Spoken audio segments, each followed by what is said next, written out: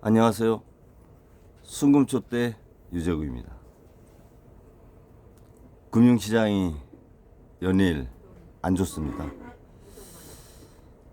주식시장은 2400선이 무너져서 2390선대에 있습니다.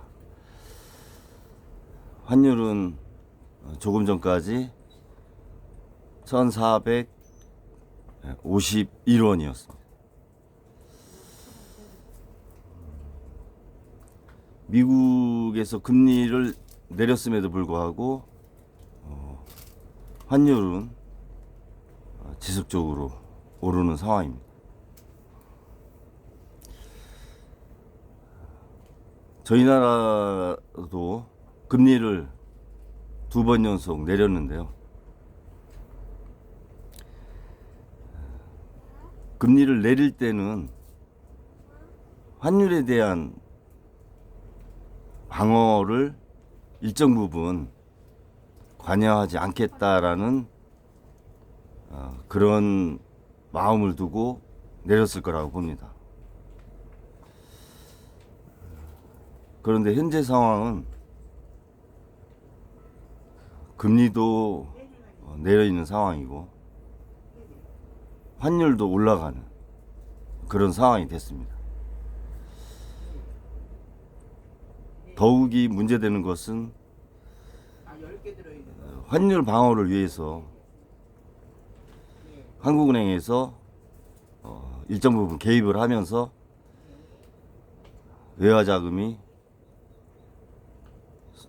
줄어들고 있고 국민연금과의 통화스와프가 금액이 650억 달러까지 늘어나게 된 상황입니다. 제일 안 좋은 상황이죠. 금리를 내릴 거면 환율을 관여하지 말든가 아니면은 금리를 유지하면서 환율을 관여할 건가 결정을 좀 잘 해야 되는데 어떻게 보면 제일 안 좋은 상황이 된 거죠. 시장에서 상당히 불안해하는 거죠. 그러다 보니까 주식시장이 내려가는 겁니다. 지금 외국인 투자자분들이 많이 팔고 나가셨어요. 그리고 한 15조 원은 더 팔아서 나갈 거로 제가 볼 때는, 그러니까 한 33조 원을 팔으셨어요. 단기적으로. 근데 지금까지 산 게 33조 원어치 샀는데 파는 것이 한 18조 원 되니까 15조 원 정도는 더 팔고 나가지 않을까, 저는 그렇게 생각이 드는 거죠.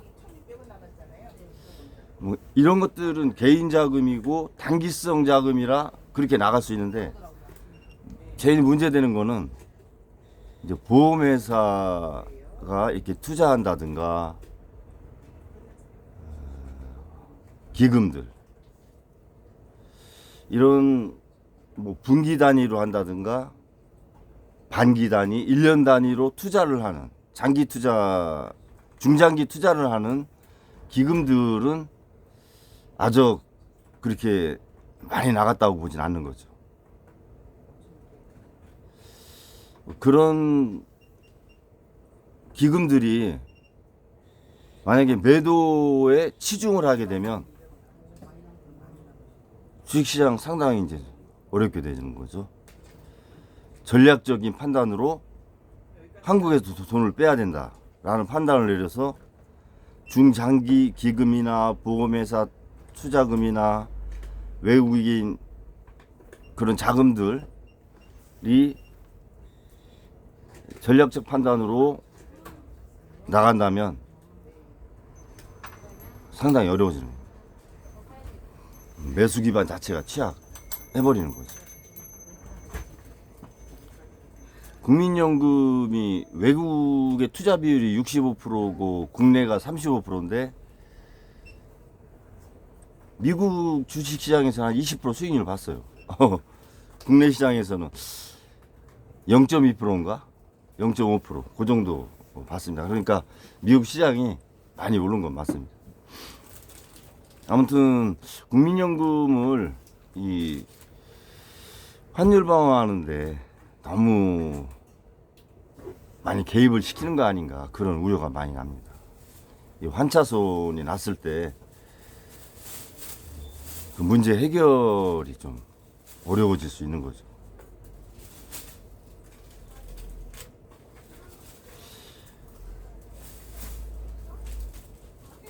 윤석열 정권 들어오면서 최상목 경제수석, 추경호 원내대표, 그 당시 이제 기재부 장관이었죠. 두 분이 경제정책의 화두로 이렇게 말씀하신 게 건전재정의 긴축재정. 긴축재정을 해서 건전재정을 하자. 2년 반 넘게 해왔잖아요. 근데 그 결과가 세수 결손이 났어요. 세수가 결손이 났다는 건 생각했던 것보다 기업들이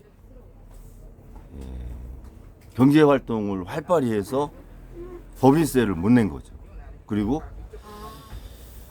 개인사업자들이 소득세를 내수가 침체돼서 소득세를 덜 내서 부가세까지 줄어드는 거죠. 그래서 세수 결손이 난 겁니다. 2년 반을 그렇게 긴축재정을 해왔는데 어떻게 보면 좀 잘못 접근을 한 부분도 있고 실패를 한 정책도 있다 이렇게 진단을 해야 되는 거 아니에요? 그러면 기조를 좀 바꿔볼 필요가 있지 않느냐. 세수 결손이 나서 국가부채를 대외적으로 높이지 않으려고 외평채나 공자금, 불용, 지방세, 교부세, 지방교부세 이런 것들로 개정 과목만 바꿔놓고 다 메꾼 거 아닙니까? 공식적인 국가부채를 높이지 않으려고. 그게 무슨 의미가 있어요?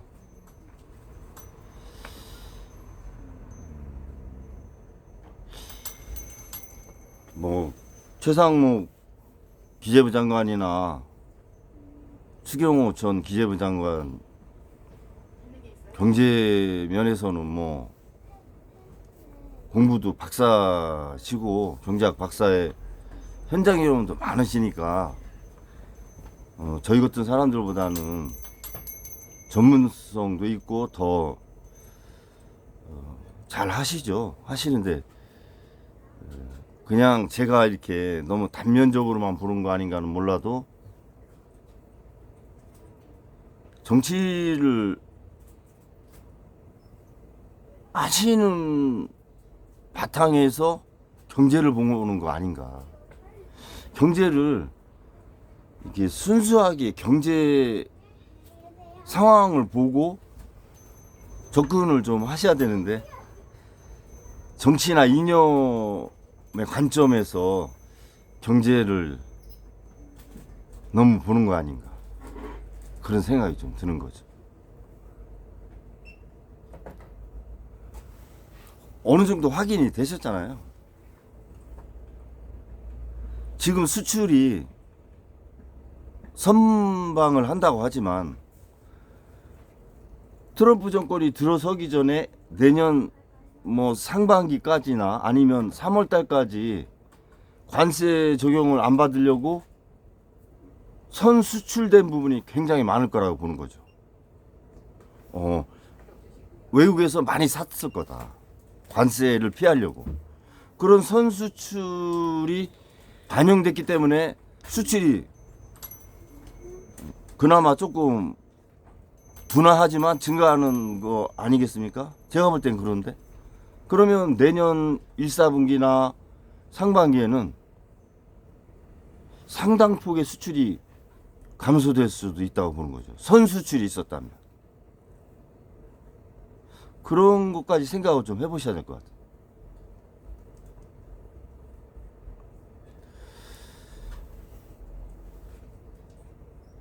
자신의 정책이 2년 반 이상 해봤는데 맞지 않더라. 저성장기에 긴축 재정, 탈중국도 말로 그렇게 담아하듯이 할 필요 있어요. 마음에만 담고 있으면 되지. 그런 것들이 성과를 못 내면 바꿔볼 필요가 있지 않냐, 이런 생각이 드는 거죠.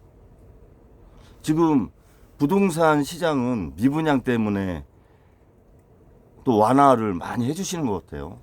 빌라 공시지가 5억에 시세 8억까지는 한 채를 보유하지 않은 거로 해서 청약할 수 있게 해주시고, 전세대 출금에 대해서 DSR 적용하려다가 안 하시고, 여러 가지 유효 수요를 좀 이렇게 창출하시려고 하는데, 부동산에 너무 이제 그만 쓰세요. 부동산에 그렇게 쓰실 돈 내수시장 활성화에 좀 쓰시는 게 좋지 않나. 지금 지표상으로 내수가 상당히 어렵잖아요.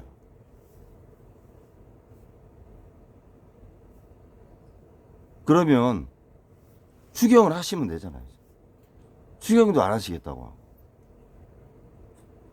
국가부채 비율이 GDP 대비 저희가 한 52% 되니까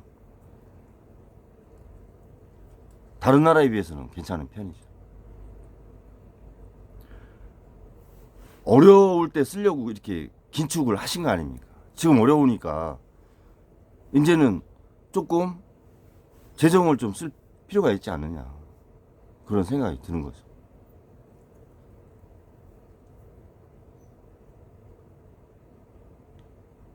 지금 정부 주체, 경제 주체 중에서 이 시장에 돈을, 유동성을 해줄 수 있는 건 정부밖에 없어요. 기업들, 글쎄요, 제 생각으로는 1,000조는 넘게 아마 유보율로 갖고 있을 거라고 보는데, 지금 투자하겠습니까? 시설 투자 기업들이 미국에만도 2년 반 동안 140조 정도 투자를 해놓은 상태고, 우리나라 기업 한 20개 중견그룹이 가 있는데 얻은 거는 없잖아요, 사실상. 보조금도 지금 어려운 상황이고, 추경을 지금 한다고 해도 안 짜고 심의해서 국회 통과해서 실질적으로 지원하려면은 2, 3개월이 걸리잖아요. 그러면 내년 2월 말이나 3월인데,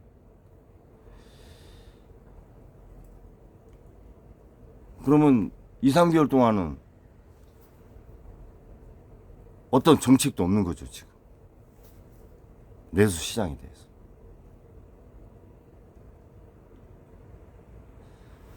조금 유연하게 재정 정책을 필 때다, 그렇게 생각이 듭니다. 돈을 나라 돈을 함부로 막 써라, 그런 건 아니거든요. 예비비 그렇게 6천억 증가해서 올리는 마인드라면 국민을 위해서 재정 정책을 써도 크게 문제 되지 않을 정도 아니냐 이런 생각을 해보는 거죠. 52%면 54, 5%까지는 괜찮지 않겠느냐. 저는 그렇게는 보는 겁니다. 계속 위축돼 가잖아요. 기업이 위축돼 가고 내수가 위축돼 가니까 경제를 살리려면 유동성을 확보를 해주는 것이 시장의 방법인데 건의를 한번 드려봅니다. 나라 돈 막 쓰자는 게 아니에요.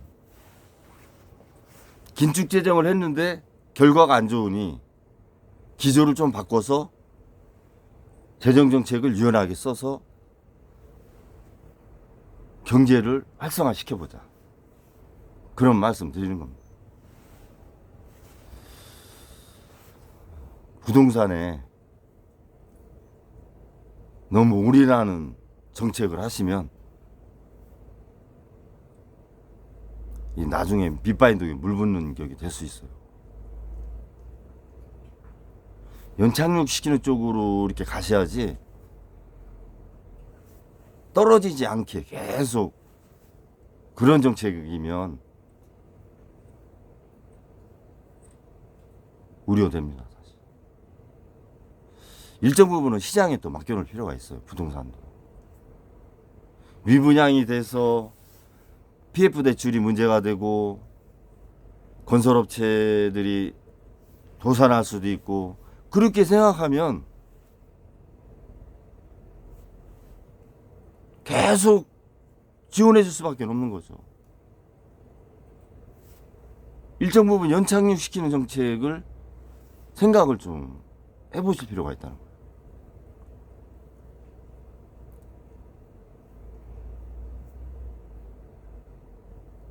전국도 어렵고 여러 가지로 어려울 것이라고는 생각은 들어요. 저도 그 입장에 서면.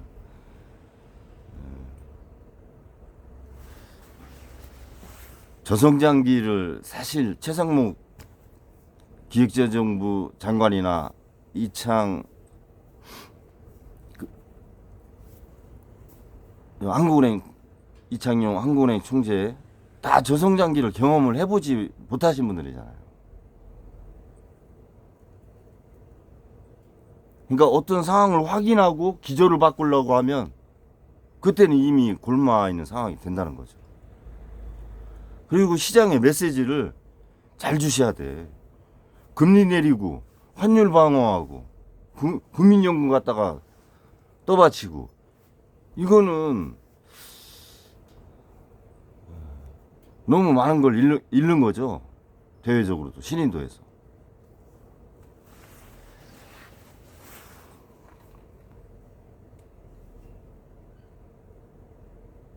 정부가 저는 한덕수 국무총리 지금은 뭐 권한대행이지만 최상무 기재부 장관이나 이 지금 장관분들 내각분들이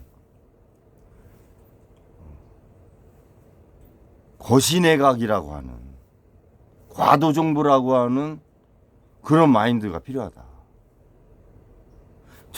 지금 윤 정권의 내각이 아니다. 과도기의 정부, 과도기의 내각이다. 이런 생각을 하시고 정책을 해나가셔야 되고 당정 회의는 하시는데 왜 국회하고는 협의를 안 하셔요? 과도기잖아요.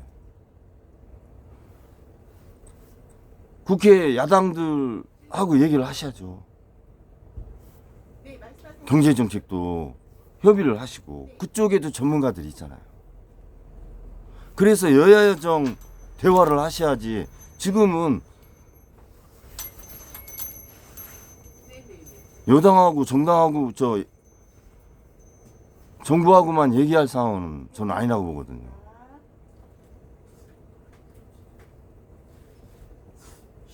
그런 마인드도 저는 중요하지 않느냐. 여기 아까 보신 데 있을 텐데. 12볼트요? 옛날 리모컨 건전지라고. 옛날에 대화를 야당 전문가분들하고도 하셔요. 그러면은 좋은 의견이 또 나올 수도 있는 겁니다. 그분들도 국민의 대표잖아요. 현 전국의 상황을 경제를 볼 때 너무 정치적인 접근이나 이념적인 접근은 저는 좀 옳지 않다 이렇게 보고요. 당정보다 여야정 같이 이렇게 협의를 하시면 이런 어려운 시절에 더 슬기롭게 헤쳐나갈 수 있습니다.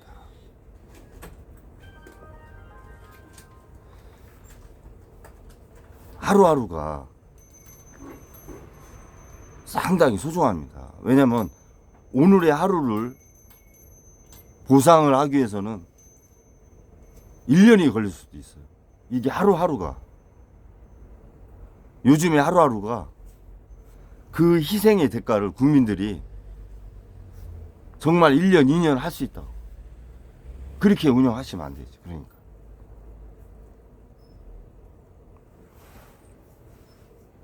아무튼